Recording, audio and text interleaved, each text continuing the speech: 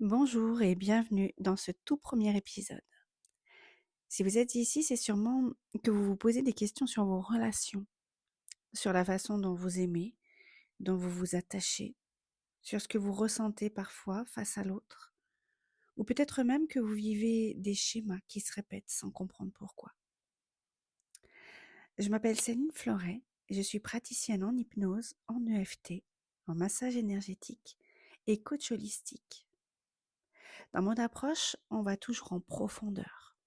Pas pour s'enfermer dans des cases, mais pour donner du sens à ce qu'on ressent, à ce qu'on vit. Et souvent, quand on comprend enfin ce qui se joue en nous, on peut poser les premiers gestes des guérisons. Aujourd'hui, je vais vous parler de l'attachement. C'est un mot qu'on entend de plus en plus, mais qui est parfois mal compris. Vous êtes peut-être déjà dit, pourquoi je m'attache trop vite? Pourquoi je me ferme dès que l'autre s'approche? Pourquoi je me sens abandonnée dès qu'on me répond moins vite? Ou pourquoi je fuis sans comprendre pourquoi, alors que je suis bien avec quelqu'un? Ces réactions, ce ne sont pas juste des traits de personnalité, ce sont souvent des mécanismes d'attachement que vous avez développés très tôt sans le savoir dans votre enfance. Dans les années 70, une psychologue du nom de Mary Ainsworth, désolée pour l'anglais, a mené une étude très simple qu'elle a appelée la situation étrange.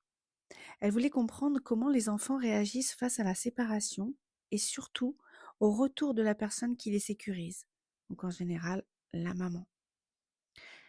Dans une pièce sécurisée, elle observait un enfant jouer avec sa maman, puis la maman quittait la pièce un instant et revenait. Et ce qui est fascinant, c'est que tous les enfants ne réagissaient pas de la même manière. Ces réactions, elles ont permis d'identifier 4 grands styles d'attachement. Premièrement, l'attachement sécure.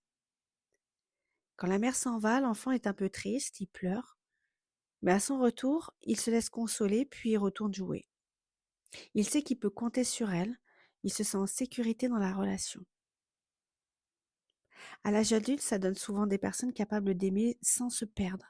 Elles savent poser des limites, s'ouvrir, faire confiance. Elles ne cherchent pas à contrôler ou à fuir. Elles peuvent être proches tout en gardant leur autonomie. Et puis en deuxième, nous avons l'attachement anxieux. L'enfant ici réagit très fort à la séparation. Il pleure beaucoup. Et quand la maman revient, il se calme pas facilement. Il veut être avec elle, mais semble en colère, agité. Ça reflète souvent un lien instable dans l'enfance. Parfois, on répond à ses besoins, parfois non. L'enfant ne sait jamais à quoi s'attendre.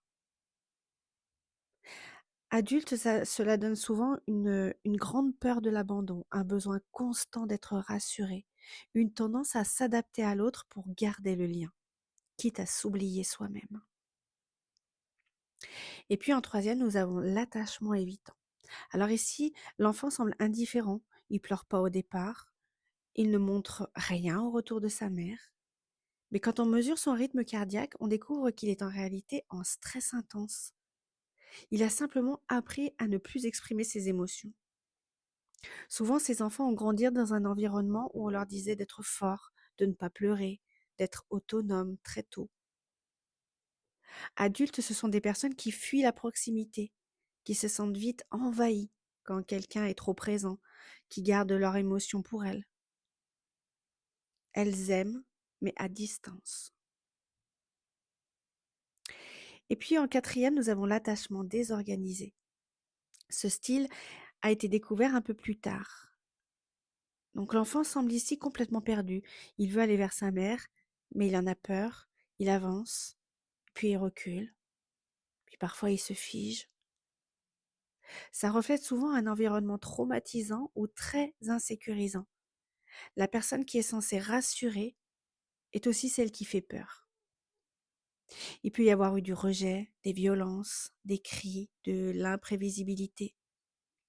Donc à l'âge adulte, ça donne des relations très intenses et instables. On cherche l'amour, mais on en a peur. On s'attache, puis on repousse. On alterne entre fusion et rejet, avec parfois un profond mal-être intérieur. Est-ce qu'on peut avoir plusieurs styles?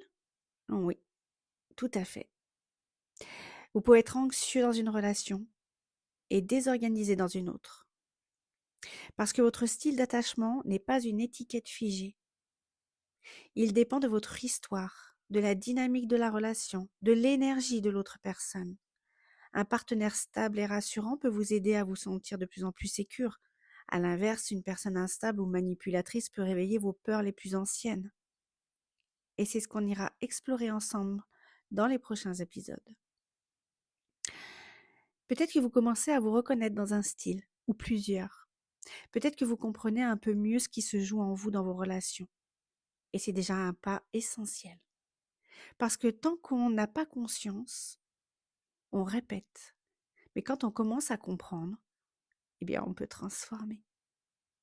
Dans les prochains épisodes, je vous parlerai en détail de chaque style d'attachement.